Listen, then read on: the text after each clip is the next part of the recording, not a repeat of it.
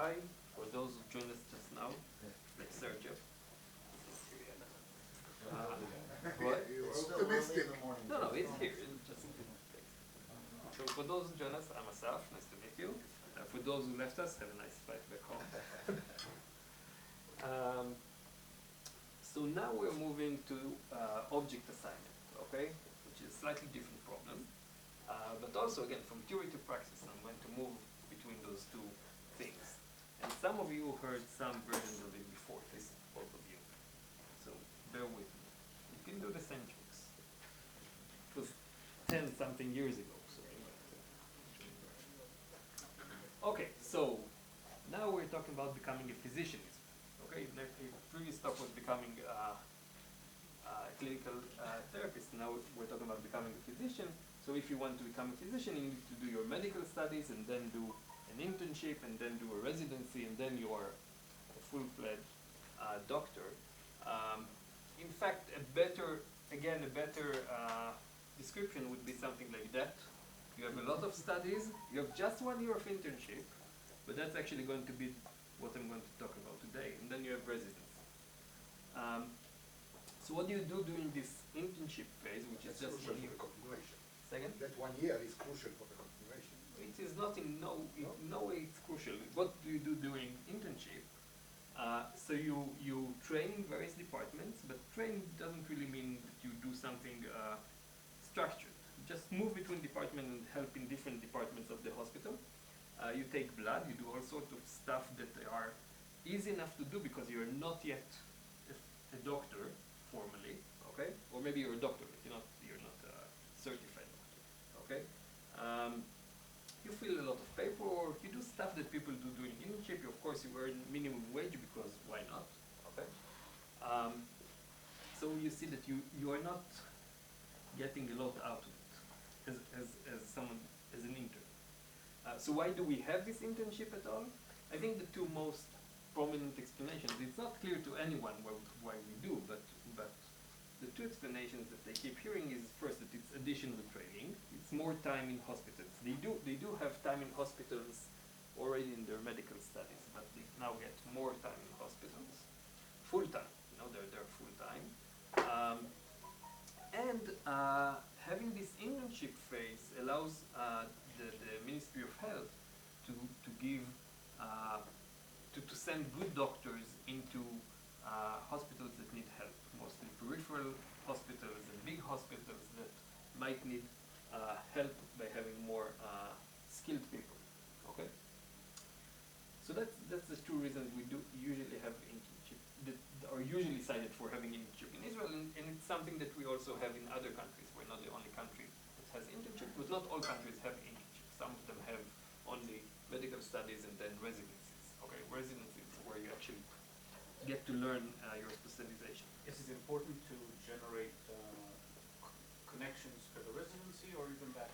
So for the interns, it might be important. Yeah. So some interns think that their internship phase would help them in making connections for the residency, meaning to get accepted into a good residency. So they would want to be in a hospital in which they would later want to do their residency. Okay, but it's unclear. I don't know that there is clear evidence that it actually helps, but maybe. What is the Hebrew term for internship So versus residency?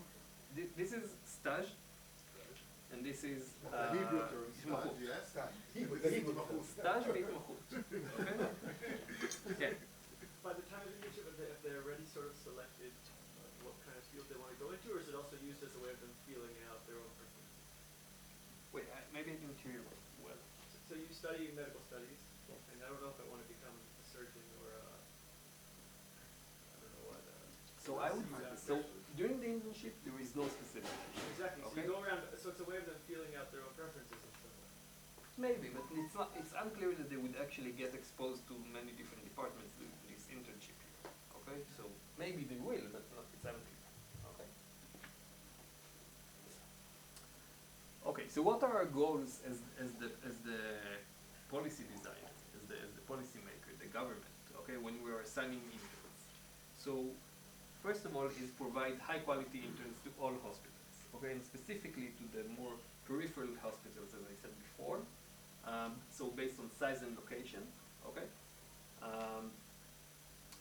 We also want to have our assignment being efficient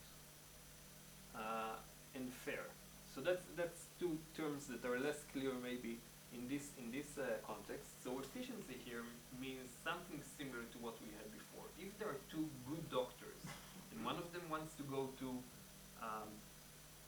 Ichilov, which is the main hospital in Tel Aviv, and one of them wants to go to Soroka, which is the main hospital in Beersheba in the south, okay?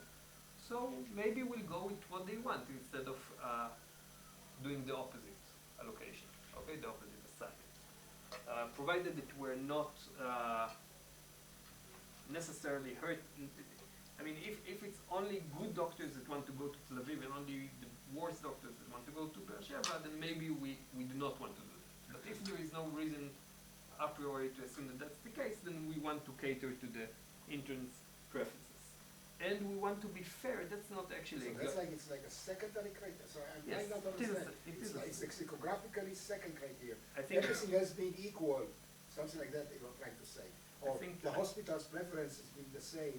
so. Nothing is You think- formal here, right? That's Oh. my understanding of what they want. You are not going to define this formally. No, Oh, okay, then I'm not going to argue with this. but Because I thought you were going well, to I mean, sound- I will talk about efficiency and fairness in a formal way, okay? But I'm not going to define the priority between those goals formally, okay? Okay, I'll wait. You'll wait. Dubious, but okay. Fairness, we want to not give priority to better doctors, people that maybe excelled in their studies, over doctors that did not excel in their studies. No, it's a big question of why we do not, okay? But the simplest and most bureaucratic reason is that there is some sort of labor union for the interns, okay? And they would not allow the government to do something that would prioritize some of the doctors, okay? So that's the easiest answer for why this is the case, that we're interested in fairness. The doctors themselves, the interns themselves are interested in fairness. I'm going to say doctors sometimes, although they are not formally doctors, they're just interns, okay? Here are a few bad ideas on how to allocate interns to hospitals. One of them is to let each intern decide where they want to go. That's a bad idea just because maybe all of them would choose to go to Tel Aviv and we want to spread them across the country, okay? We can run two-sided matching between the hospitals and the interns, and that's a bad idea because They all look like the same preference. because what? I don't know. No, that's it. I mean, there is a suspicion that if we do that, again, all the good doctors would go to Tel Aviv, right? If we let the hospitals say what they want, then the hospital might be able to select the good doctors. The good hospitals, the more demanded hospitals, will be able to select the better doctors. And then we'll get worse doctors going to the peripheral hospitals and better doctors in the more demanded hospitals. So we don't want to do that. We can also randomly assign interns to hospitals, and then it would give us kind of a uniform quality of doctors across the country, and it would be fair, but it would definitely not be efficient, right? That goes to the efficiency. One thing is missing there, which is what they used to do, which was a random order and then choose. Random order. It's not missing. I want to get to that. I'm going to get to that. Oh, okay. Yes. Didn't you want also one of your goals is equilibrium? What do you mean by equilibrium? I mean, the point of decided matching is that it is achieves an equilibrium and You mean no deviations? no deviations. That's So we don't worry about deviations here. Just that Coalition of I mean, strong equilibrium, almost strong equilibrium. No No. group. no. it's not about that. We don't need to consider deviations because they cannot deviate. If the government decides where you go, it's like the army. If I put you in some unit, that's it. You're in that unit. You want to deviate? Your problem. You cannot deviate. Okay? I just had an argument with Al Roth yesterday about exactly that. He said if you have no deviations, then you need stability. I said no. If you have no deviations, you do not need stability. Okay? If you cannot deviate practically, then stability is not an interesting concept. Okay? It was just language kind of argument, not a real argument. Okay. So here is the general problem, the object assignment problem, not to be confused with other problems that are also called the assignment problem, okay, including within market design. So Reputation that maximize yes, summation, that one and its variants That's are the also standard assignment that's the problem. standard assignment problem, and I'm talking about so that's why I added the object assignment problem to The make sure doctors that being objects here. what The doctors being objects. the hospitals are the objects here. Oh, okay. The hospitals are going to be the object, but it's a good question because it's not always clear who's the object and who's the agent. In the second we'll see that. Okay, so we have a set of objects to be assigned to a set of agents. Each agent has preferences over which object she would like to be assigned, and the question is how do we allocate the objects, and assuming that we are not allowing any monetary transfers between anyone. Okay? Because if we allow monetary transfers, it's a different problem. Then it's called the assignment problem. So objects are not hospitals, but positions in the hospital. Right? An object Exactly. is one position, because we don't have multiplicities now. Yes. So, So it's one position in one hospital. an object for us would be one position in a hospital. Okay. But there are many other scenarios that fit this object assignment description. So seats in schools. I know I mentioned it in the last talk as if it's clear that school choice you do with deferred acceptance, but also you can think about seats in schools as objects to be assigned to students. Okay, they don't necessarily have priorities or preferences. Course allocation is a prime example of object allocation, just a difficult one. It's difficult to assign courses because they have schedules and so on, and complementarities, yes. Are we considering unit demand, or can you assign multiple So- objects to a single? Usually I consider unit demand, but if I want to talk about course allocation, then definitely I need more than unit demand. Okay, even strange demand, I would say. I don't know why I have thesis advisors here. It's from all the problems they actually solved, but never mind. But sports drafts, that's something that people usually think about. In sports draft, the objects are the players usually, and the teams are the one choosing the objects, which are the players. Think about the NBA draft, okay? And more, it appears in many scenarios. It's much more prevalent than the two-sided matching problem, I think. But one of the first applications was housing. So, yes, true, but I want to just clarify that when we talk about the housing market in market design, we usually talk about the paper by Chaplin Scarf. And that paper, you have an initial endowment of a house, and you switch houses between. And here you do not have an initial endowment. Right, top trading cycle, right? So- That's why you have the Top, trading- okay. Yeah? No? Just, Or is it- yeah, no, you're correct. I'm trying to remember. Side note, okay, I discovered something amazing. Whenever people talk about housing markets, they talk about top trading cycles. Whenever they talk about the top trading cycles, they mention how in the paper it says that top trading cycles appears in the Chaplin Scarf paper. No, that's gay. It appears in the Chaplin Scarf paper, but there is a footnote saying It's due to gay. it's due to Gale. Here is something, and that's Gale's prominent contribution to market, one of the Gale and Shapley, that way. Apparently Gale appears in another famous footnote. Do you know which one? Very famous footnote. That you don't need Brown fixed point for equilibrium.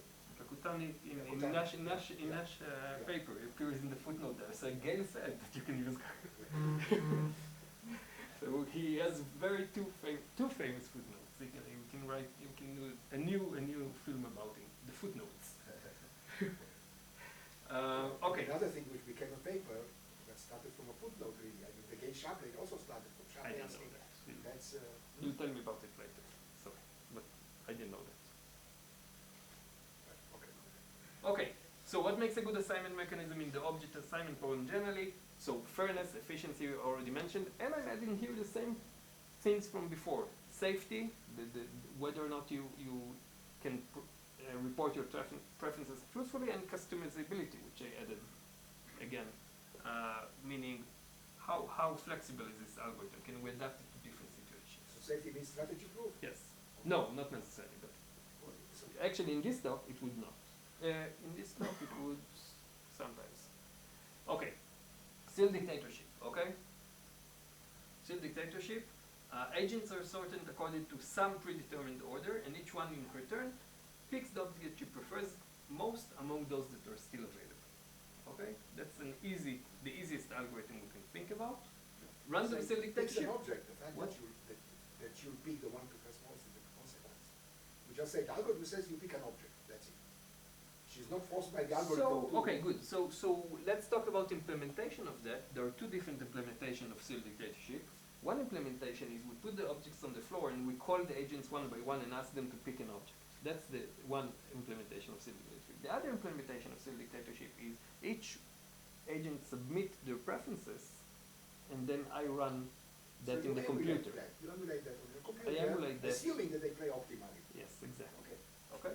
And random cell dictatorship is exactly the same, but instead of having a fixed predetermined order, the order is chosen uniformly at random, and then we call it random cell dictatorship. Okay? So how does student dictatorship and random cell dictatorship stand when we talk about those properties? So first of all, it's very easy to see that they are strategy proof, right?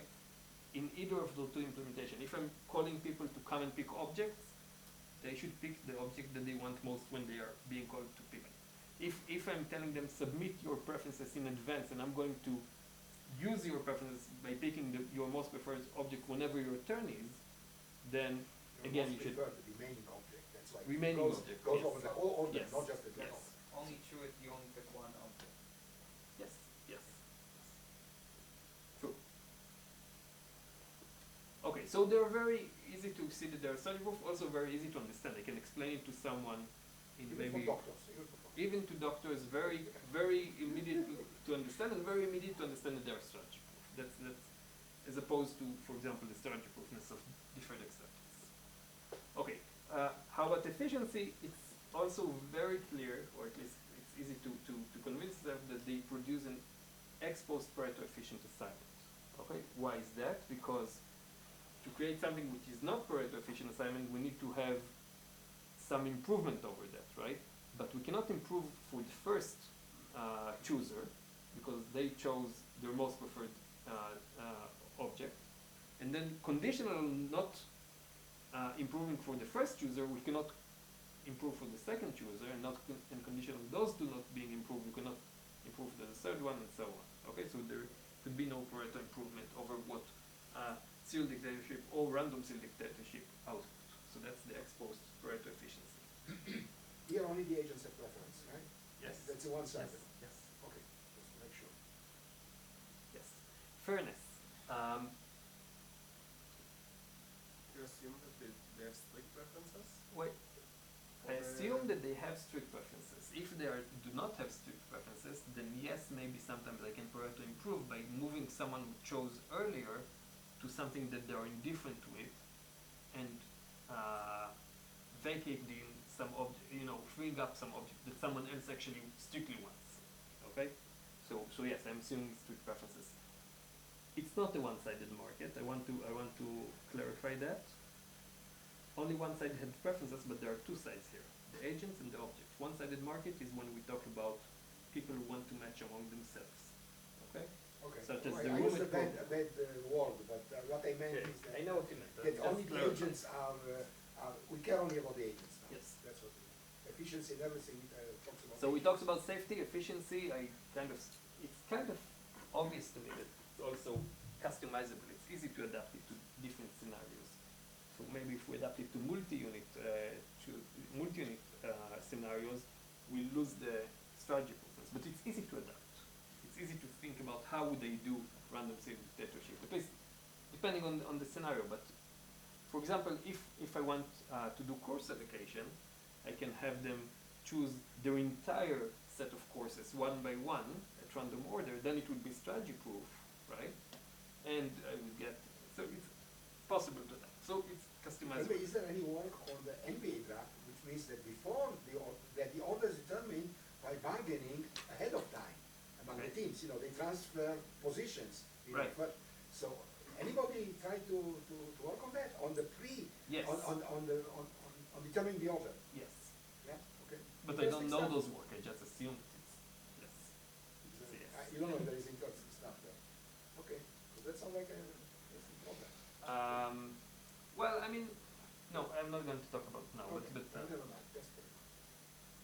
okay, fairness, I don't know if it's even a lemma, it's obvious. If two people report the same preferences, they get the same distribution of objects under random cell dictatorship. Okay. So it's also fair in that sense.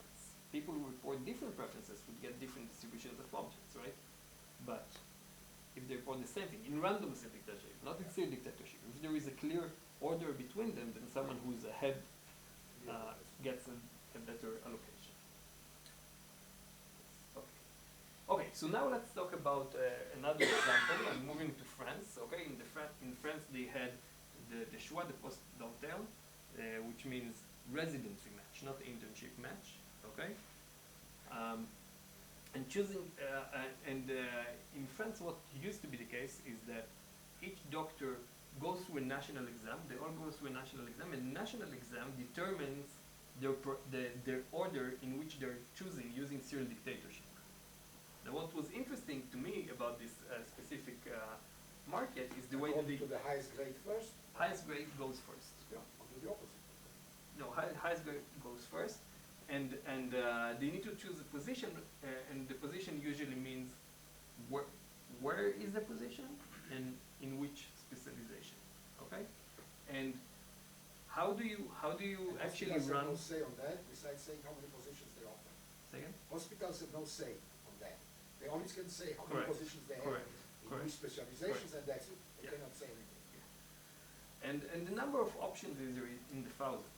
Okay, I looked at it yesterday. There were like 6,000, 7,000 different positions. Okay. So how do you do serial dictatorship when you need to do to go doctor by doctor according to the national exam score? What they used to do up until 2011 is that everybody actually came to Paris, which is France is slightly bigger than Israel. It takes time to go to Paris, but everybody came to Paris, and one by one they got into this giant amphitheater where they had where they showed on the screen all the options that remain, and one by one each one went into the amphitheater, looked at what is still available, chose one, and got out. Okay, and they removed that position from the board. It took a lot of time to get people one by one, thousands of people one by one into a room. It just takes a lot of time, so they managed to do like something like 700 people a day out of a few thousand that new doctors every year, meaning that this entire process took something like 10 days maybe to finish, okay? And 2 weeks to finish, and if you were ranked among the first doctors, you might come to Paris the first day, but if you were ranked last, you probably didn't bother to come the first day. You know that you have some time to wait, and you only came on the second week, okay, and waited for your turn. It's difficult to implement serial dictatorship in that way. So in 2011 they moved online, okay.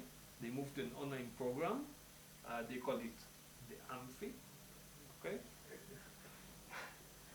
And it says here, you have time. Your number in the national exam was 3,644, and right now the one choosing is number 51. So you still have time to go. So you understand that they basically took the same system and just moved it online, okay?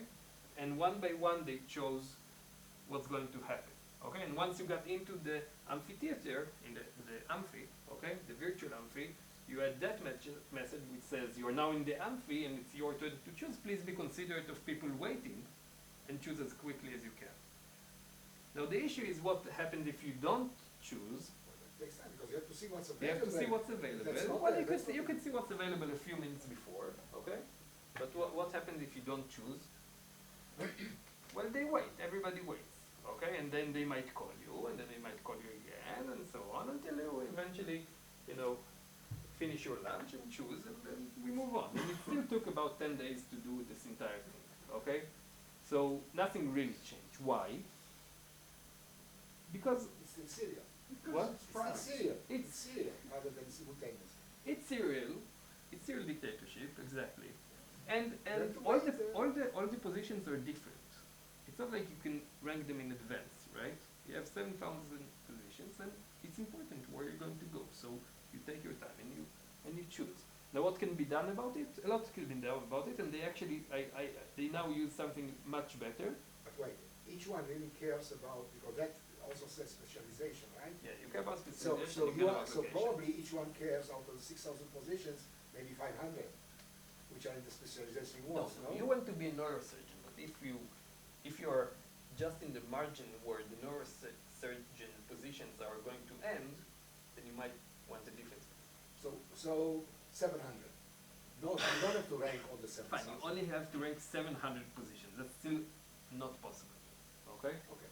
Okay, so they change it. Now they have 30 minutes windows, and a few people are ranking, are choosing concurrently, simultaneously, and if they lose if they do not choose within those 30 minutes, they actually lose their turn. So they change the rules. Okay, they actually Whatever, change. there is a clash, two chose the same It's position. first come, first served within the window. That's at least what I understood from there.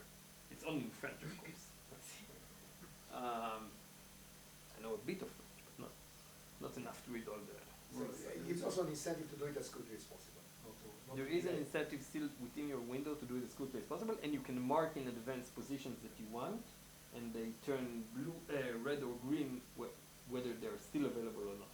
Okay, so you can quite easily move forward with your decision that you made just before, like half an hour before.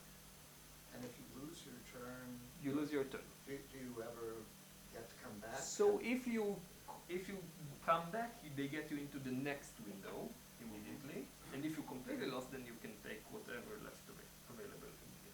I mean, if you weren't there at all, okay. But it's still a big change from what they had before, right? Okay. So, as opposed to the French doctors, the Israeli doctors have a much easier problem because they do not need to choose specialization. And there are only 23 or so hospitals in Israel that take interns. Okay, I'm saying or so because they keep changing what is a hospital. 1 year Hadassah is a hospital, and the second year Hadassah and Al-Tufim and Hadassah and Karam are different hospitals. So it depends on the year, but about 20 to 25 hospitals and no specialization. Up until 2011, same year, it's not a mistake. They did the same thing. They all met in Tel Aviv. Easier to get to Tel Aviv from everywhere in Israel than to get to Paris from everywhere in France, right? But they all got into the same giant amphitheater, and they could fit a lot more doctors. And How they many, chose. what's the size? How What? many there are every year? So about, it depends, but 500 to 800. Okay, they can squeeze in there, I guess. And they still had the positions that are still available screened on put on the screen, and it's easier to put them, right? Because for each hospital you just need to say how many more positions are left. Okay. By the way, the number of positions is exactly equal to the number of interns here. That's how it's designed. And to make things random, they just drew names out of a hat. They had a big hat with 800, slips in it with names, and they just drew the names one by one. Not as numbers? It'd be easier. Well, maybe it's number, but whatever. But You pick a number, much easier than writing the number. Each one picks a number, which should be his place in the order. oh no, that's not what they did. They said now it's surgeons' turn to choose. Whatever. Okay. In 2011, they also moved online, but they did it reasonably, okay? Because in Israel, they just asked people to rank the 20-something options, okay? So you have to provide a full ranking over the options. You have to provide full ranking because you might be the last one in the Syrian dictatorship. Yes.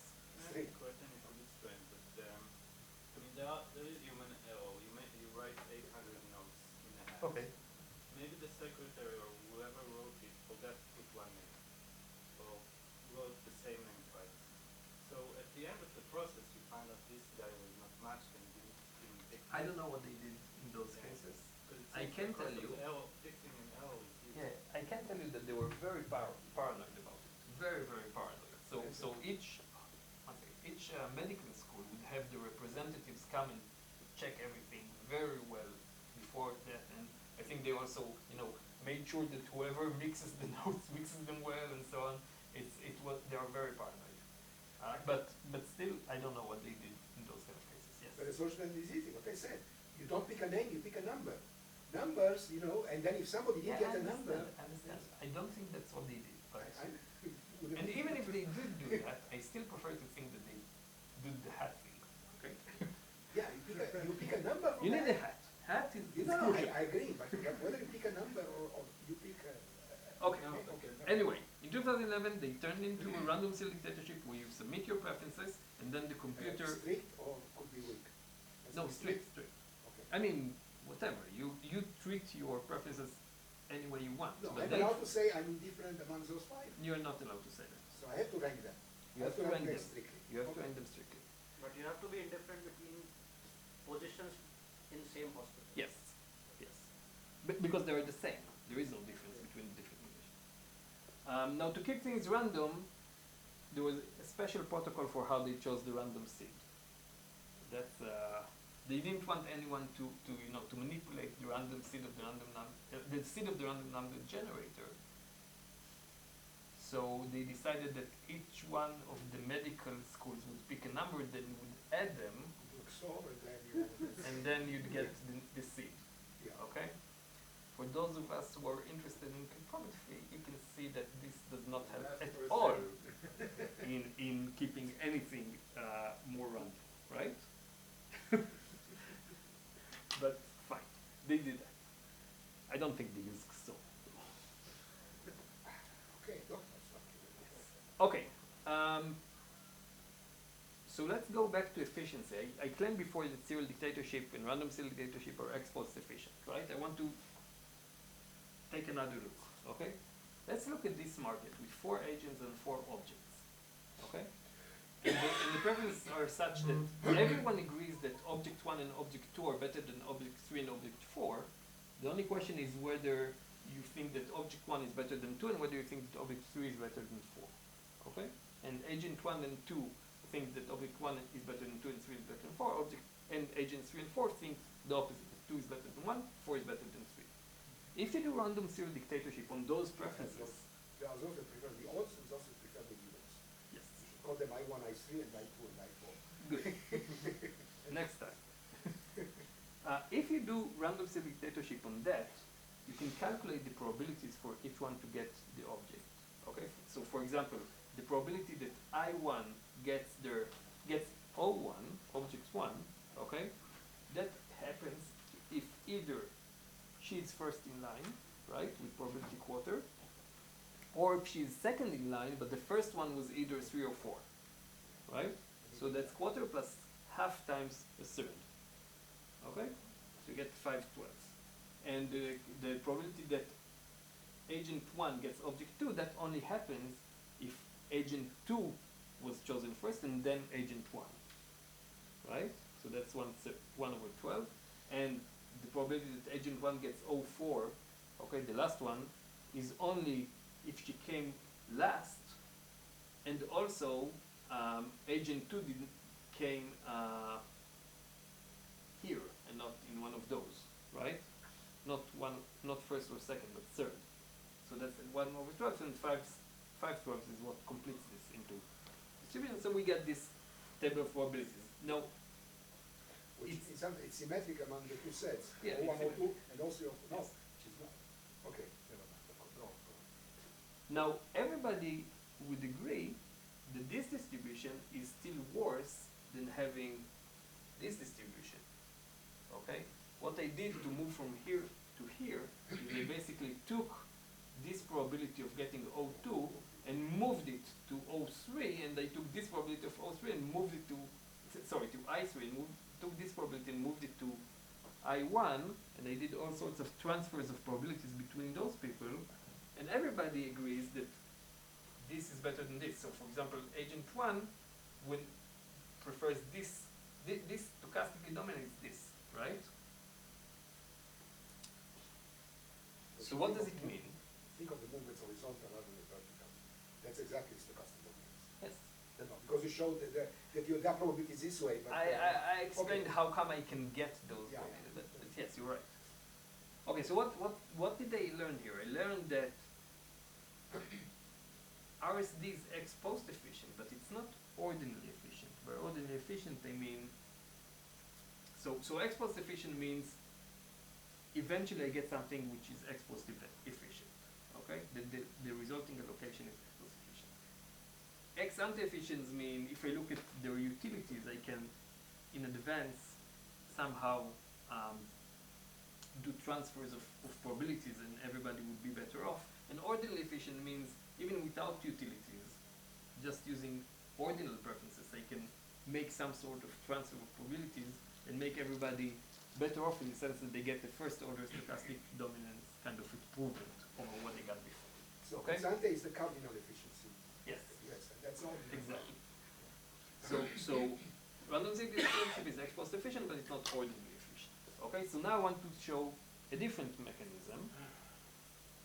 Sorry, again, from 11:30 until 1, right? Okay.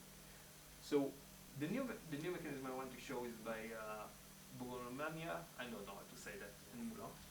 Also, I'm not sure I say that correctly. But their mechanism is called probabilistic serial. I'm going to call it the pizza eating algorithm. Okay? It goes like that. Each object is a pizza. You see, those are different pizzas, right? Each agent has preferences over those pizzas. Those are the preferences that they reported before. And a portion of the pizza is going to represent the probability of getting that pizza, that object. Okay? So what we do in the probabilistic serial step 1, or step 2, whatever, I'm telling each agent to eat their most preferred pizza at a uniform rate. Everybody eats at the same speed. Okay, so everybody takes 1 bite every second. Okay, and they eat the pizza. What would happen is that agent 1 and 2 that both prefer object 1 in my example would eat the O1, and agent 3 and 4 would eat O2, and they would finish those two pizzas exactly the same time, right? They would eat the pizzas and they would finish exactly the same time. And then I'm telling them, okay, continue to eating your most preferred pizza right now. So they move to their next most preferred pizza and they keep eating it, okay? And they end up, each one has in their stomach some portions of pizza. And I think about those portions as the probabilities that they should get of each object, okay? So now I got this distribution, the one that I showed before, and how do I implement it? How do I actually get that every one of those agents get the correct probabilities? I can, for example, flip a coin, okay? And if it turns heads, I'm outputting this deterministic allocation in which agent 1 gets object 1, agent 2 gets... Right? Yes, but I'm saying right now I know how to do it just by looking at it, right? Yeah, but that's what you're using. Yes. So I'm saying that to do that I can just flip a coin and decide between those two deterministic allocations. Okay, and each one indeed gets their Which are permutations. which are permutations. And that's, Generally, if I have some matrix, okay, what I would want to do is to find the convex combination of permutation matrices, right, such that their sum, the weighted sum, would be exactly that. That one is specifically something I cannot get from probabilistic serial, but what's important here is that this matrix is, how do you say, bistochastic, doubly stochastic? Doubly stochastic. rows Okay, add up to 1, rows columns add up to 1 and columns add up to 1. Okay? And if I have, as Sergio mentioned, if I have a doubly stochastic matrix, the Virchow von Neumann theorem says that I can always decompose it into a convex combination of permutation matrices. It's not a very easy theorem, I would say. It takes some time to prove. Okay? Okay, so now let's talk about the properties that I mentioned before, and let's ask whether or not probabilistic serial, this mechanism, has that. So first of all, it's fair in the sense that if two people have, if people have the same preferences, if they report the same preferences, they will get the same. Wait, sorry. You know, introduced a new algorithm, Yes. the pizza, whatever. Yes. Does it satisfy all the other? Now you're compared to the random series, No, I'm not comparing. It's better. No, I am. Oh, okay. So compared to it dominates it because of efficiency. How about the other coordinates? Wait, I'm going to talk about all of them. What he's doing now. Oh, That's what I'm that's what doing. you are doing, because I thought you were talking about the general mechanism. No, okay, No, sorry. no, no, no. Sorry, then I misunderstood. Sorry, I copied the slide, but here I'm talking now about Oh, probabilistic okay. serial. Okay, so probabilistic serial, if two people report the same preferences, they get the same pizza allocation in their stomach, right? They eat the same thing at the same time all the time, right? So they get the same probabilities. Oh, so PS is the pizza. PS is probabilistic serial, but you want to talk to say pizza No, that's shoving? What No, I don't know what you do with I the just S. want to make sure that I follow. That's how what you just defined. Yes, Okay. probabilistic serial. Probabilistic serial. Probabilistic serial. You want to try to translate it to Hebrew? No. I just want to know Pizza that what you're shoving talking is about. Pizza shoving. The pizza shoving algorithm, okay? Yes. Probably I can find something better than that. Pizzas. Okay, efficiency. Theorem. Not easy to prove, okay? But theorem. Probabilistic serial is ordinarily efficient. Cyril just said it as if it was obvious, but I don't think it's obvious. But let me give you. No, I didn't say it's obvious. No, you said it's. No, it's obvious that it dominates the other one, but that's all. Yeah. Okay. No, I it's don't know- not- I don't know nothing why is it's obvious sorry. to you, but okay. Nothing is obvious. I agree. Nothing is obvious. I don't think it's obvious. No. Let me give you, it's not a proof, it's a sketch of a proof, okay? Suppose I could trade probabilities between two agents. Suppose after I run probabilistic serial, I find that I got a bit of probability of object O that he wants to trade with I prime, he's got a bit of probability of object O prime, okay? Like Suppose- the 112, for example, they want to Yeah, exchange yeah. with the bank. So, what does that mean? It means that at some point when I ate pizza O, okay, I prime was basically eating something else because something better for I prime, right? Because if O was available and I prime likes it and I is currently eating it, so it's available, meaning that I prime ate something else, okay? Meaning that I prime only got to O prime later on in the algorithm. But if I prime got to O later on in the algorithm, then why did I ate O instead of eating O prime the cheaper? Okay? So something about the timing here doesn't make sense. Okay? Sounds like a generalization of the default accepted stability. It's again, if they could have chosen it before. So in some sense, it's similar flavor. But But they're wrong. to prove, you need to consider like cycles of any size rather than just two, right? That's how I look at it, yes, exactly. In order to make it a proof, I need to consider bigger cycles and not just traits of two. Okay. Okay, what about safety? So probabilistic serial is not strategy proof. Okay? That's let's say an example. Okay, so suppose those are the true preferences. Okay?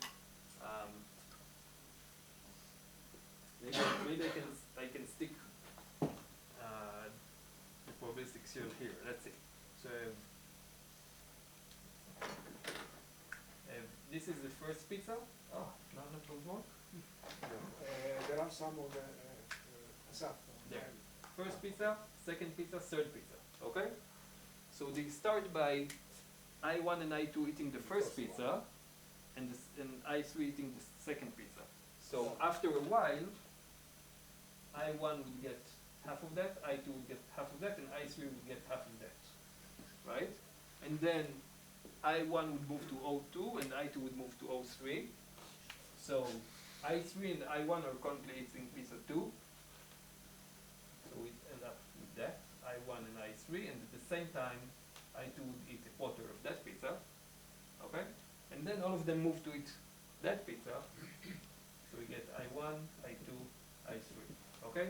And if we look at the probabilities we got I1 getting half, quarter and quarter, I2 getting half of that and half of that, and I3 getting 3/4 of that and 1/4 of that. Okay, that's how I got to those probabilities.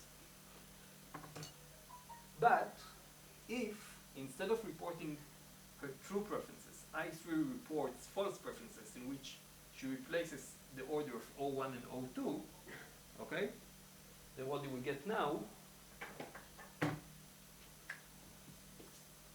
I'll try it here, okay? So we start by There's three of them. the three of them eating I1, right? So I1, I2, I3. And then I1 and I3 moving to O2, right? I1, I3, and at the same time I2 is eating half of that. Doesn't matter, the remaining. And the remainder, I1, I2, I3. Okay? Meaning that I3 now gets a third of the first pizza, a half of the second pizza, and a sixth of the third pizza. Okay? Where her preferences are really that she likes O2 the most, O1 second, and O3 third. So did she make an improvement or not by misreporting her preferences? That depends on the intensity, right? On the cardinality. There is no ordinal improvement. There is no ordinal improvement here. This one does not stochastically dominate this one, right? But if O2 and O1 are two hospitals Are very at the close. center of the country, and the O3 is like a peripheral, distant hospital that she really doesn't like, then now she got 5/6 of a probability to get into one of your top two choices, right? And maybe it's profitable. But if O2 is by far better than O1 and O3, and those two are bad, right? Then she made something which she doesn't want to do, which is taking only a quarter probability, getting into a bad hospital, and now she has half of Two-thirds. what? Two-thirds. Two-thirds of getting into the bad hospital. She before got a quarter, and now she gets two-thirds. 1/2 plus 1/6. 1/3. Oh, 1/6 plus, sorry, 1/2. That's okay. Sanity check. Okay, so depends on what she wants, but it's not strategy proof. That's for sure. Okay, there are some cases in which you would want to misreport your preferences, right? Okay, so However, how difficult is it to figure out? If you had max and min preferences, it would be strategy proof, because then only if you made a first order stochastic improvement. what do you mean by maximum? I mean that some of them are equal, and then some of them are the max, and then some of them are the min. No, extreme risk aversion.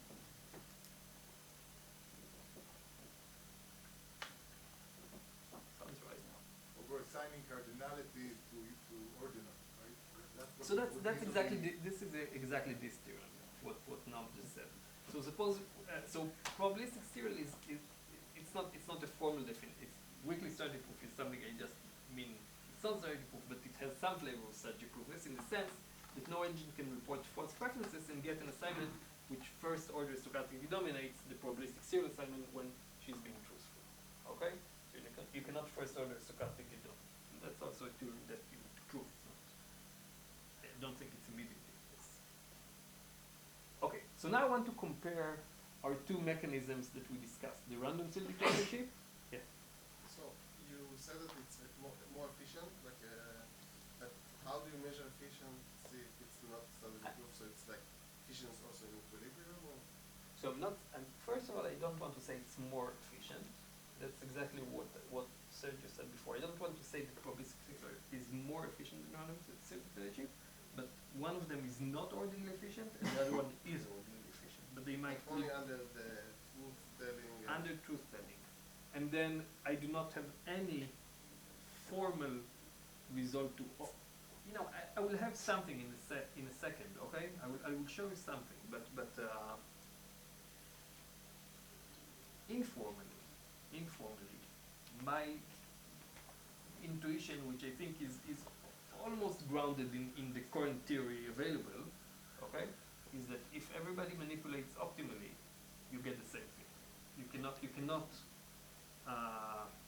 improve in random field dictatorship in some sense. Okay, but we'll get to this theory in a second. Is there some particular reason for concentrating just on these two? We could imagine other mechanisms. I will say something about other mechanisms. I'm going to. Okay. Yes, there is a reason. The reason is that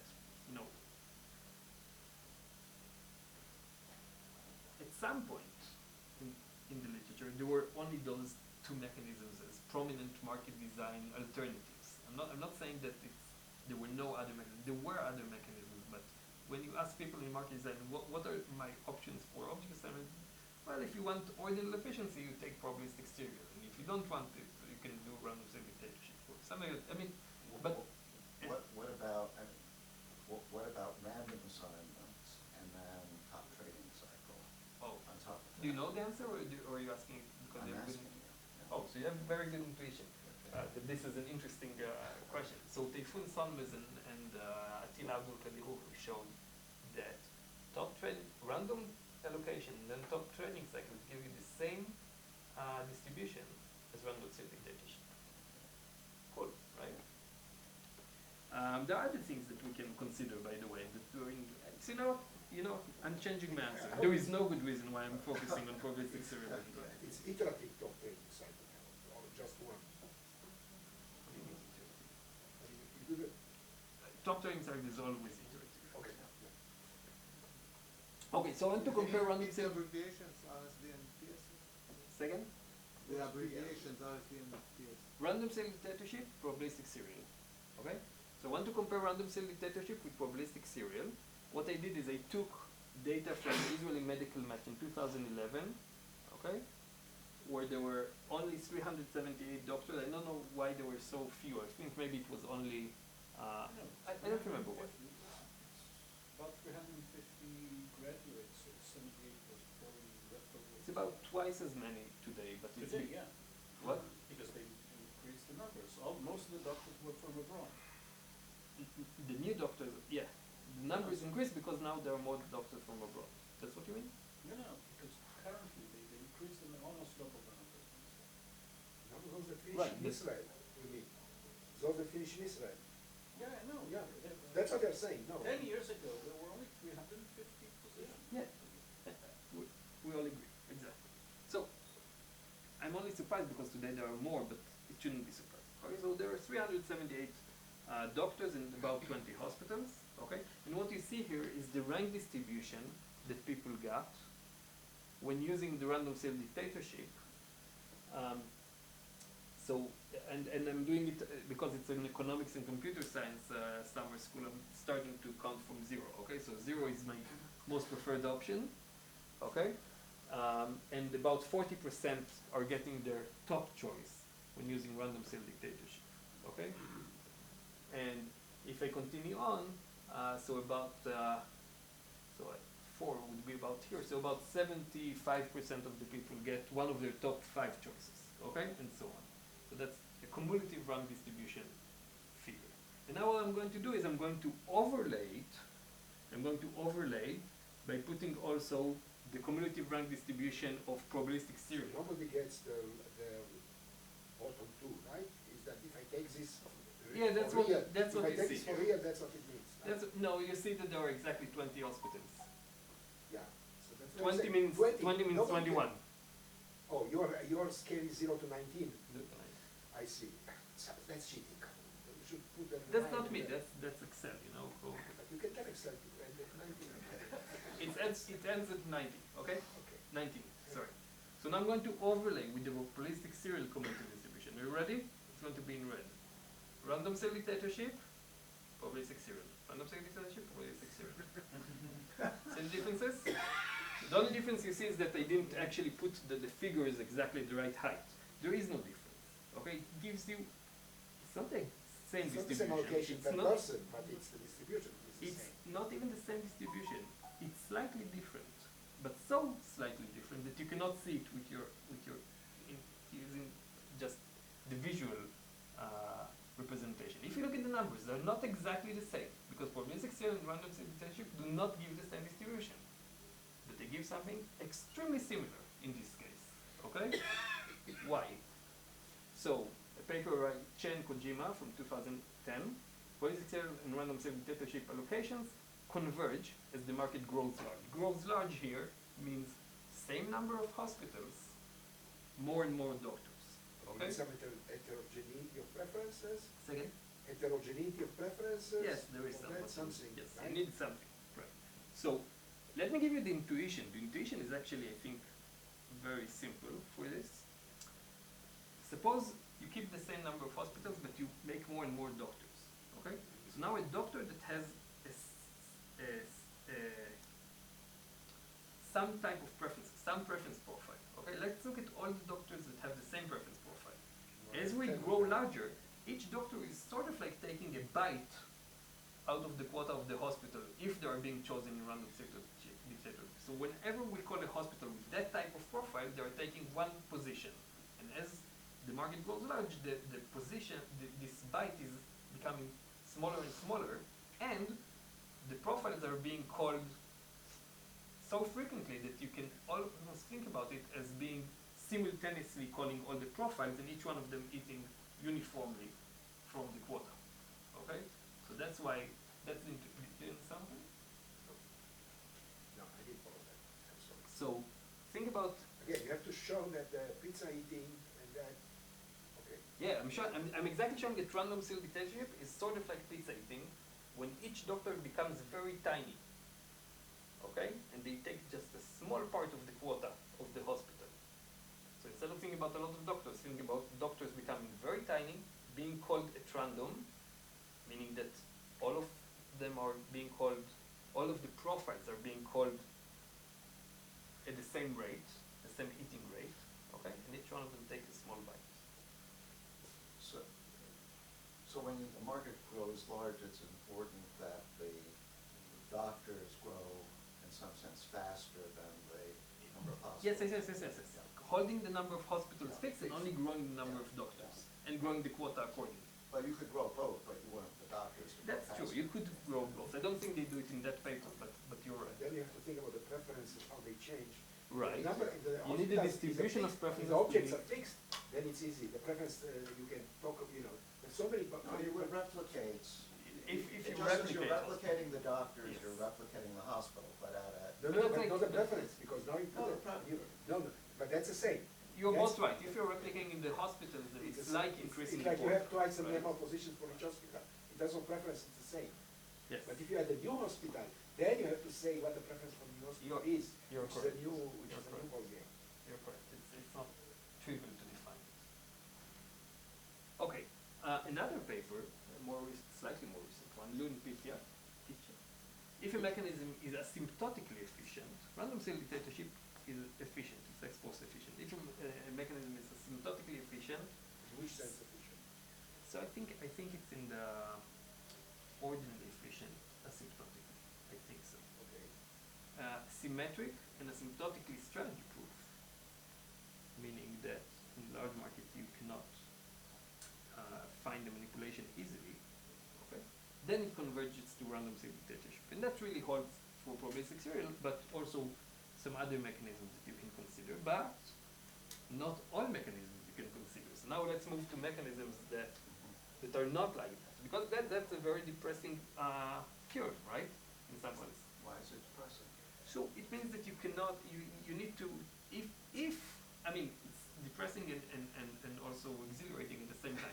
If you want strategy proofness, okay, and you are going to choose something symmetric because there is no reason not to choose something symmetric, then basically the best you can do is random cell dictatorship. So it's depressing in the That's sense. not bad. Yeah, so in this sense it means on the one hand I cannot improve on random cell dictatorship. On the other hand, I already have a very good algorithm that I'm using, which is random cell dictatorship. Right? Depressing It's for new depressing research. in the sense that it puts an end to the research project. Exactly. It's depressing for new research and it's great for market design. Okay?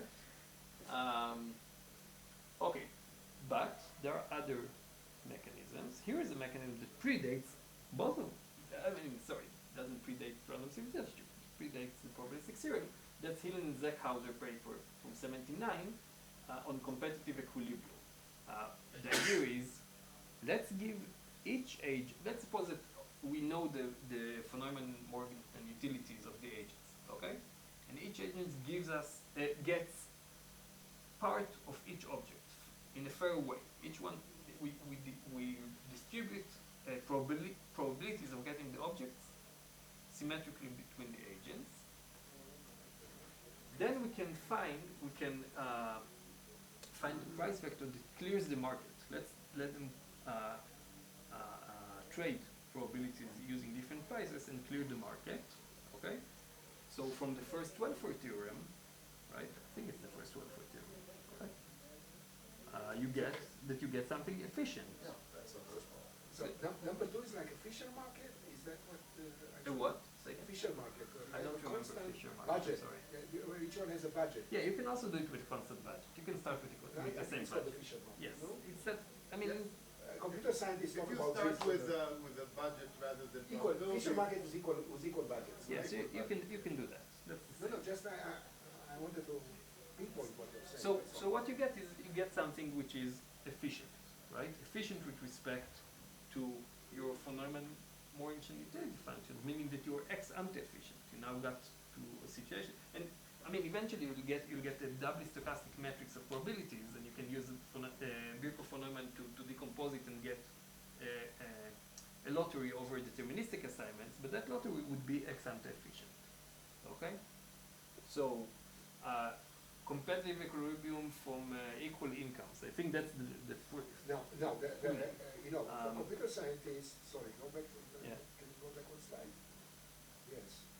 Number three is not clear, unless maybe I'm missing something. It's a fixed point, right? Or You it's mean not? how difficult it is to find? Yeah. It might be difficult. I don't care about that right now. You're in computer science, Let's- where let's- they might care about that. You're correct. But unless, for the Fisher market, These are it's easy. linear Fisher markets Oh, so- because your probability, you get a value for each probability. I see, so it's a linear one, it's It's no a problem. linear one. and No, you if can it's solve linear, it. then it's no problem, okay. This has actually been used in practice.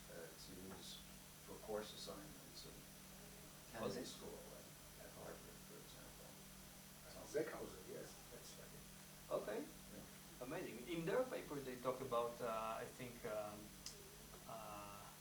dormitories allocation, I think, or something like that. But Eric Budish took this and actually. Oh, you mean that? So, Yeah. so Eric Budich's paper is not exactly that. Not exactly. It's, but- it's but- the approximate. It's an approximate version of that, That's which right. is, which is you're correct, and it is difficult to implement. So there is a set of- But it can be done, and it Yes, has it been is. done. Yes, it can be done. It has been done. True. For course allocation, for good reasons. Okay, so competitive equilibrium from equal incomes is definitely fair. That's clear. It's ex ante efficient. It's not safe, right? If I know that some object is going to be going to end up with a high price, then I might say that I demand it only to be able to replace it later. Okay. So it's not certainty proof. It's not easy to understand. I think it's not easy to put it into different scenarios, although Eric did a great job with doing that, right? And there is another problem. It requires submitting von Neumann Mohr-Einstein utility function, which is something which is not very easy to explain to people, right? I'm not sure how to even begin to explain this. In this case, is it more than just putting cardinal numbers on every function? When you say, But, no, but this- you want what's to a- explain to people what those numbers really mean. No, so you That's say, something else. worst is zero, best is one, now this one, you are indifferent between this one The and question one is- probability of getting zero and one. That's how you ask them, and you get a number. Fine. Now, of course, they are not going to, purposes. it's not such a difficult task. I look at it differently. Maybe. You put sliders and tell them, put them at the height that represent your preferences, Yeah. and the amount is like the slider, and they don't think about the numbers, because once you put them in numbers like you're thinking, you lost everyone. So maybe But what those okay. numbers mean, you need those numbers to mean that you are indifferent probabilistically between getting the second one and 40% zero, What's- 50% You one. need these. Yeah, numbers. exactly. What's trivial for you is not trivial for everyone. For everyone. No, you said no. So I was replying to the question, how do you explain to people what are you supposed I to can submit? merely explain to people how to submit ordinal processes. Okay. Howard Rafa had a whole course on teaching future CEOs how to submit Von Neumann Mohr-Einstein utility functions. And Okay. he taught them. No, futures, how many of those became really CEOs after the course? See, future CEOs. I'm moving on. So Okay, what sorry. did we do in the Israeli medical match? And I must say that this is mostly work of my co-authors rather than mostly Slava and Avinatan. Maybe if I was there, I would hold them back and say, no, let's not do that. But here's what we ended up with, okay? Avinatan's wife is a doctor. Avinatan's wife is a doctor, Avinatan's brother is a doctor, Avinatan's, everybody's in the Avinatan family is a doctor. He's the black sheep who's vice president of Google. So is there a footnote, no conflict of interest there? Yeah. Okay. Actually, they are on the paper, some of them, because medical doctors like to have publications. But those are the people who really did any of the work. Okay. We were asked to only improve on random cell dictatorship. That was a hard constraint. They did not want us to start over and do something new. We had to start from random cell dictatorship and improve. Okay? Now, we understand that there is an efficiency strategy proofness trade-off. Okay? If we want to make something more efficient, we have to make it not strategy. The question is, can we make it non-strategy proof in such a way that it would be at least difficult to manipulate later on? Okay? Nobody will realize it is not strategy. What? Nobody will realize. And whether you can maybe you can obfuscate the entire thing and make people think that it might be strategy proof. Okay? So we're looking to push efficiency even at the cost of strategy proofness, and we looked mostly for improving the rank distribution because that's something that we can show people. Okay? What we did is we started by computing the RSD probabilities. Okay? And then we just ran a linear program that maximizes some sort of social welfare. Okay, we tried to improve everyone, but constrained on getting at least the utility that you get from the random simple dictatorship. Now, a good question is, what is utility here, right? You see that it's in quotation marks. So what we did, I didn't do it, but Slava did it. They kind of they ran a survey and they estimated, which is similar to what you suggested. You know, how would you give cardinal utilities on different things? And then they estimated the utility structure. And once they estimated that utility structure, they just said, okay, now given ordinal preferences, I'm just putting that specific utility structure, and that's what I'm using in my linear program. Even if it doesn't fit the actual cardinal utility structure that people have. That's what they chose, okay? After you do this linear program, you get again a doubly stochastic matrix, and you can use Bucher von Neumann decomposition to find a lottery over deterministic allocations. Okay? How varied across the population was those utility functions? Because somehow everybody wants Ichilov. Nobody wants, I don't know, whatever is at the end of the scale. Are they very close to one another? In the middle there are some changes. So trying to say how big the set of utilities is. Yeah, no, I understand the question, but I don't have the answer because that I unfortunately joined this project after they already decided that's what they're going to do, more or less. And then I only tried to hold them back. What was the expressed dissatisfaction with random serial dictatorship? Why they didn't like it? What motivated this project? That's another good question, which I'm not sure what the answer was. I think Avinatan motivated this project by wanting to do something good for the world and improving the allocation of medical internships. I think that was the only motivation. I think he approached them and not they approached him. I see. So he knew it wasn't ex ante efficient, so he thought maybe. I think so. I think that was the issue. He thought that it wasn't efficient, that they can improve, and that it was fine to give up strategy business to do that. So the Israeli mechanism is fair. Again, if you submit the same preferences, you get the same allocation. It's rank efficient. You cannot improve on that because it's a linear program that maximizes on that. If you could improve the rank efficiency, you can improve forever. Okay. It's not safe at all. Okay. It's not strategy proof. Although it's a bit difficult to say how exactly you manipulate that thing.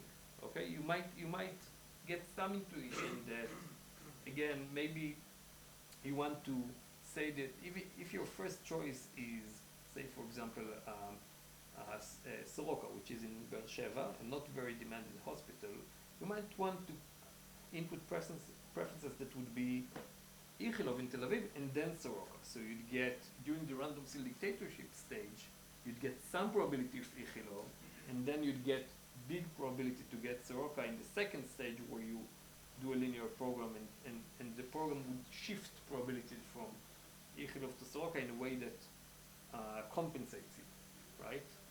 According to what they think is your utility.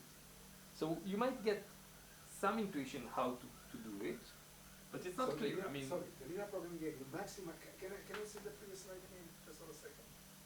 So you maximize social welfare, so the sum of those utilities,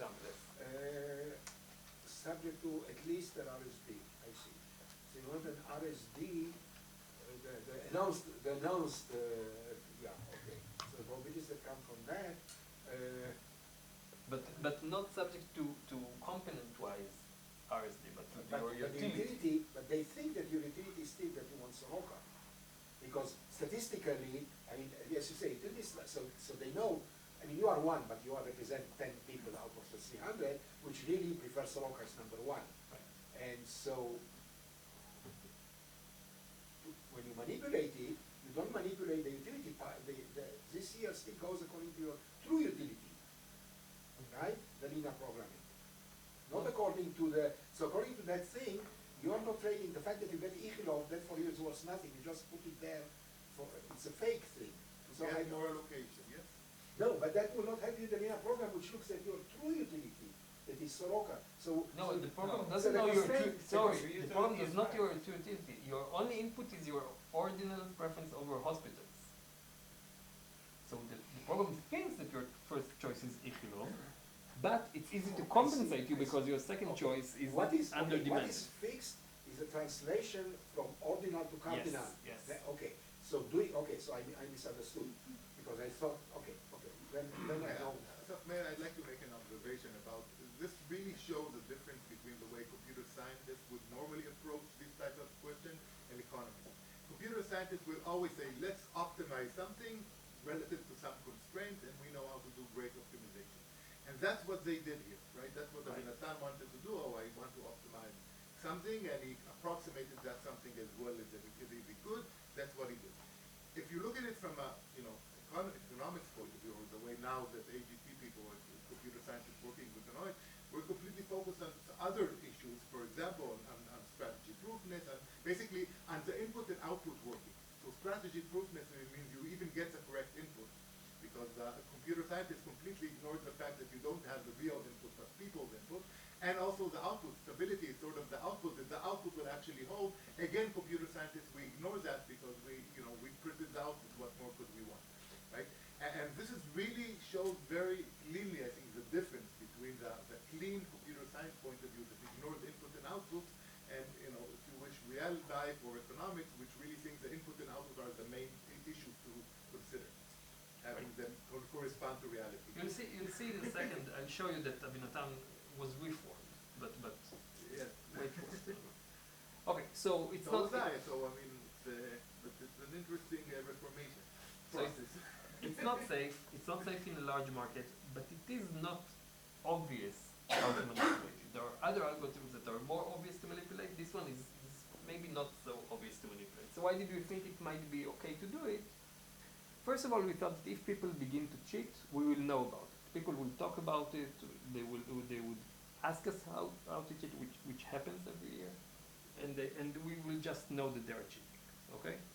And why is that important? Maybe because then we can revert if needed. Okay. It's strategic. Strategic, yeah. Strategically playing the game. Don't call it cheating. Sorry, strategic. You give me a game, I play You're right. strategically. You're right. What is it? Sorry, but I'm not cheating.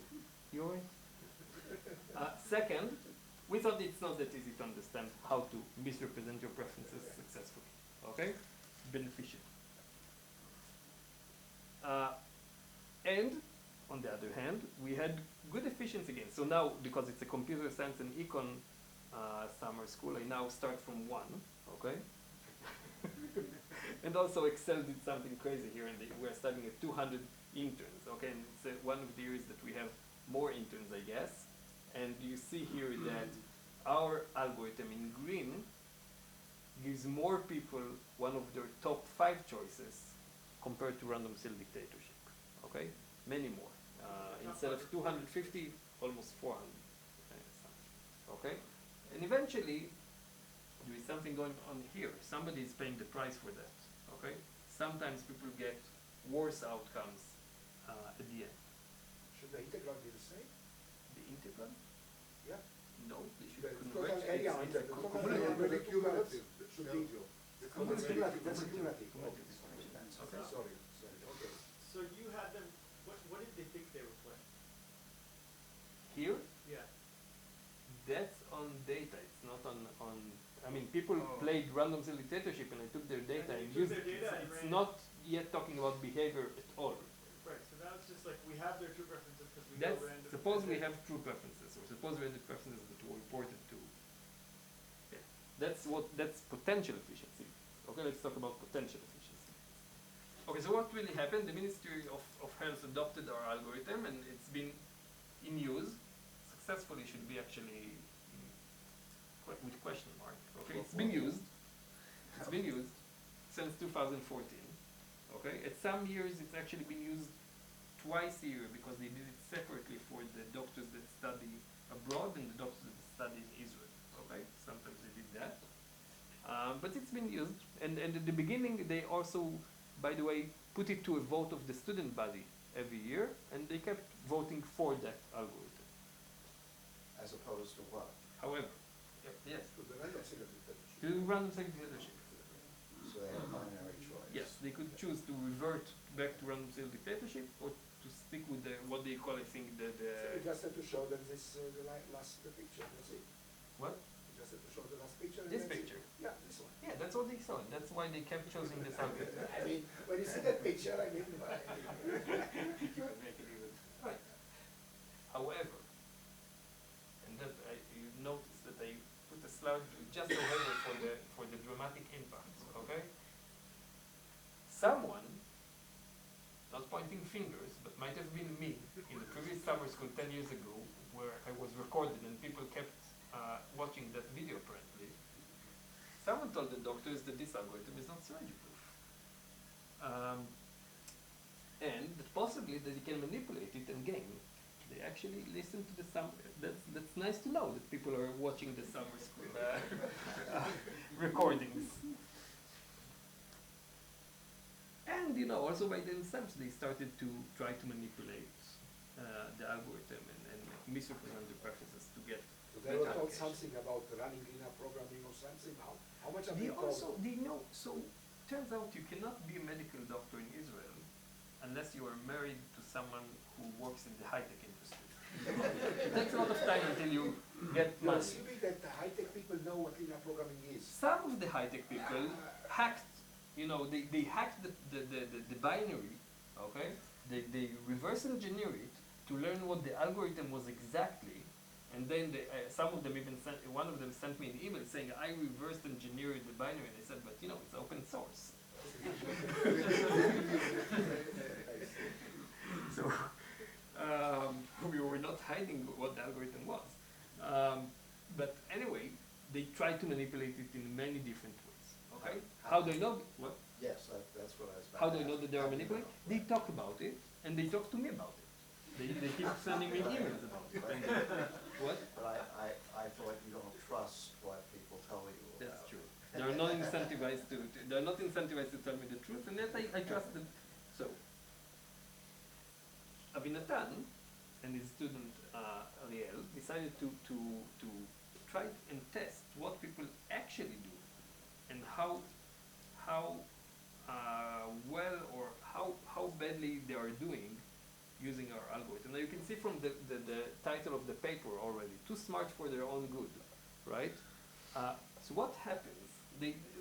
Again, this is survey based, okay? They basically took people who submitted their preferences and afterwards asked them what were your real preferences, okay? So this is, take it with a grain of salt. But they claim that essential strategic behavior exercised by the doctors, virtually eliminating any efficiency gains from the transition. So they play,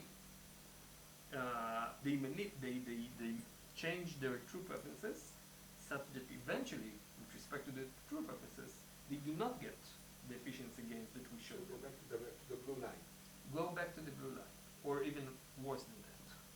But now, in order to mitigate the above, we performed they did an intervention. They went and met the doctors and explained to them that not only they're not getting the efficiency gains, that, okay, they're not getting the efficiency gains, what can we do about it? But individually, each one of them is badly manipulating their preferences.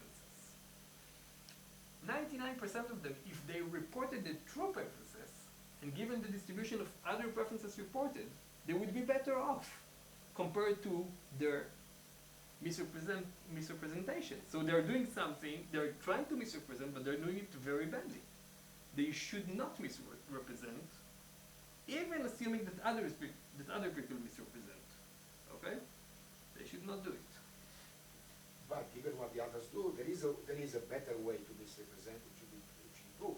Except Maybe, that's not what but they they don't know how to do it. And given what others do, they should. But running the algorithm can tell you that, right? You can identify that, no? Yeah. If you know You, the you, other you. I might be able to do it. Given that all the rest is constant, they I go might on. be able to do it, but they are not able to do it. I know. And they are too smart for their own good. They try to misrepresent where they are not successful with misrepresentation. Okay, and unfortunately, re-examination of the market a year later reveals that the intervention did not work. They still did the same thing, despite having explained to them that they are shooting their own foot. That they're not doing anything well. So what do we learn from it? So Let's see if they watch the YouTube now. Maybe in a few years that will change. But it was explained to them. It was explained to them already. Yeah. Is there a control test on how many people manipulate do strategic choosing in a random seal dictatorship? Because even though it's strategy proof, There wasn't. I'd assume there's a No, pretty you're right. significant portion of people who just lie anyway. No, you're correct. There wasn't. I mean, because it's sort of, I want to call it a field experiment. It's not a really field experiment. It's not a proper experiment. Yes, we formed some computer scientists into thinking about incentives, but not about thinking about how to do experiments. So, It's the next article. okay, so what did we learn from this? We thought that we know if people misrepresent their preferences, and we do. We do know that they misrepresent their preferences. And we thought that the fact that it's not easy to understand how to misrepresent would help, but it does not help. They still misrepresent, and we're losing all the efficiency gains. I think my conclusion from that story, from what happened here, is that incentives are really super important. To begin with, I think it was a mistake to even change the random cell dictatorship. We want to keep strategy proofness. Random cell dictatorship, we have a theorem. It's a great algorithm. We should have kept it. And also, it's also important to note here that again, behavioral aspects of market design are important because what we see here is not, optimal misrepresentation. We see crazy behavior that is not grounded in any incentives even, right? That's it.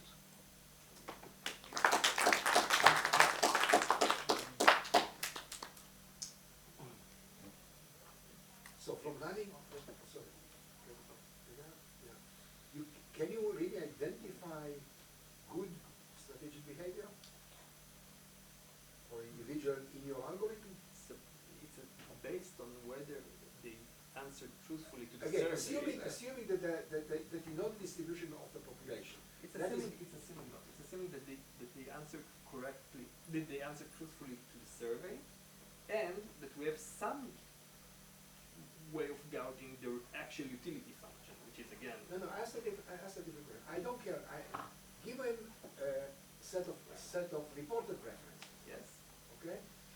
Now I want to take one person and ask, what's the best he can do strategically? Yes. Can you give an answer to that? Can go over all the possible permutations of trust. No, but get something. Again, if you just tell me I can compute that, That's useless. I think- Can you get some some insight, like you know, like you said, I prefer Soroka, I should always add Ichiro on top. Yeah. Some kind of general ideas like that. I don't know how to do it, and let's continue it offline because I think we should wrap up, right? Well, before everyone goes, I did want to make sure that we thank the most important people in the summer school, which are Iris, Anat, and Shai. They made